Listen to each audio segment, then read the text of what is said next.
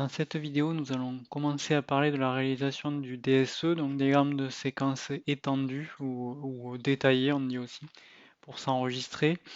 Donc ce que j'ai fait, c'est que j'ai repris en fait le début du diagramme, j'ai un peu modifié, c'est-à-dire qu'au lieu de donner des vrais noms, enfin des noms d'hôtels et de villes, etc., j'ai remplacé ça par une espèce de égal à lecture. Bon, ça sera pas exactement pareil en Java, bien sûr. Et au lieu de le mettre sur le système dans son ensemble, ce que j'avais, je peux remontrer le diagramme de séquence système. Donc c'était avec le système, l'hôtel et le système. Donc désormais, c'est l'hôtel et ce que j'ai appelé une boundary. Alors, je vais faire une petit détail sur les boundaries, les contrôleurs et les entités. Donc en fait, on peut mettre soit, dans un diagramme de séquence, on peut mettre soit des rectangles, là, comme ce qui est fait ici dans le cas où c'est un système, dès que je retrouve, voilà, le voilà. Mais on peut aussi mettre des choses qui sont un peu plus avec une autre forme. Alors ça, c'est ce qu'on appelle une boundary. Donc si on regarde ici, on va avoir donc ici c'est boundary, control et celui-là c'est entity. Donc Boundary, ça représente une interface du système avec quelque chose d'autre. Alors ici, c'est avec l'utilisateur, mais ça pourrait être avec un autre système. Donc par exemple, si on code un client, ça sera l'interface avec donc le serveur. Et on peut avoir de l'autre côté, côté serveur, une interface avec le client. Voilà. Donc ce genre de choses.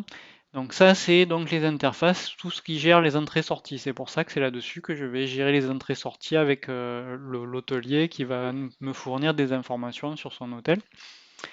Ensuite, on va trouver les contrôles. Donc control lifeline ici, voilà.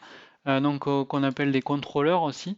Et ici, c'est des traitements, donc des traitements qui vont être réalisés. Et les traitements sont réalisés sur des données, et les données sont représentées par les entités étant ce qu'on a déjà trouvé, c'est-à-dire ville, catégorie d'hôtel, hôtel, chambre.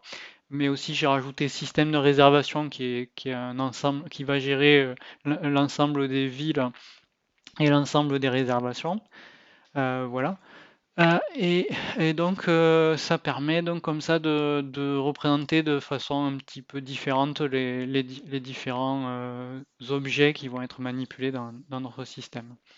Donc en parallèle de ce diagramme de séquence étendue, on va trouver un diagramme. Ah, il s'est fermé bien sûr. Ouais, il s'est fermé. Dommage.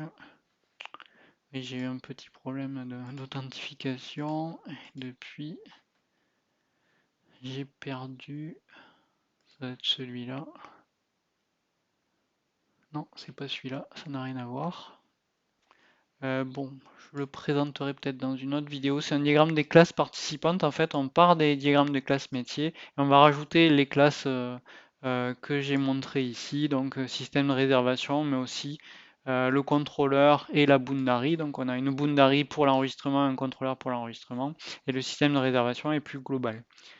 Voilà, donc je ne vais pas détailler tout le diagramme de séquence et le faire en direct parce que c'est beaucoup trop long. Donc ce que je vais faire, c'est que je vais le faire, le réaliser, et puis ensuite je ferai une vidéo pour présenter certains points clés. Donc après pour le réaliser, ça se réalise avec ce qui est là.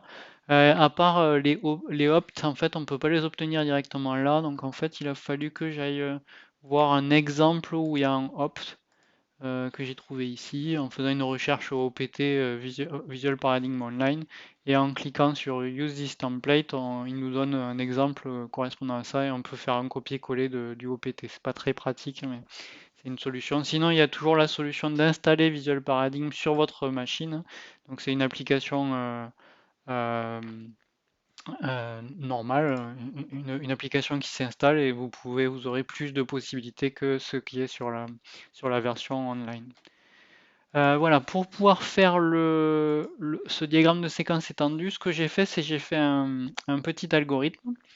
Donc j'ai repris donc le début, c'est on récupère le nom, le nom de la ville, etc., etc.